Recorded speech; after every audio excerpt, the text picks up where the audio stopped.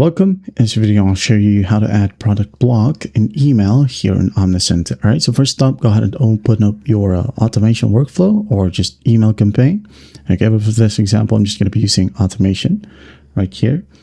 I'm going to open up this existing automation of mine and I'm going to disable it for now. All right, so let's go ahead and edit it. Right here, we have email. I'm going to go ahead and add an email. And I'm just going to add in a random subject line, a pre-header, and the sender's name. Okay, so let's go ahead and click on Edit Content right here, Save.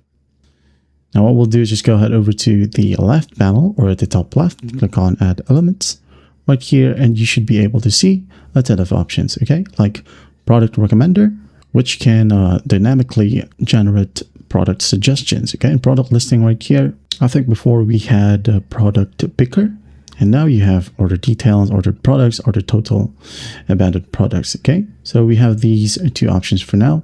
So maybe I'm just gonna go ahead and select product recommender, okay? Drag and drop, okay? And once that's done, just click on this block, okay?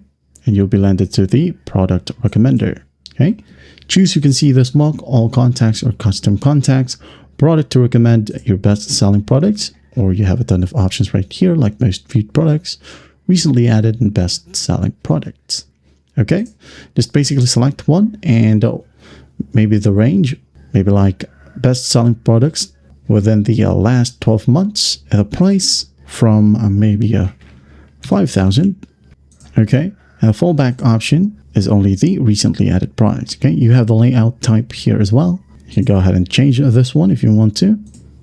Okay, scroll down, all categories or specific categories, and you could also exclude products right here. Just click on this option and remove the products that you don't want to show up. Okay, product details, you have image, title. If you want to remove the price or old price, you can go ahead and do that. Okay, as you can see, product display, show items that are out of stock or no. Mobile stacking, you have that in here. Visibility on devices, all devices are just mobile only or desktop only. Padding and colors is up to you.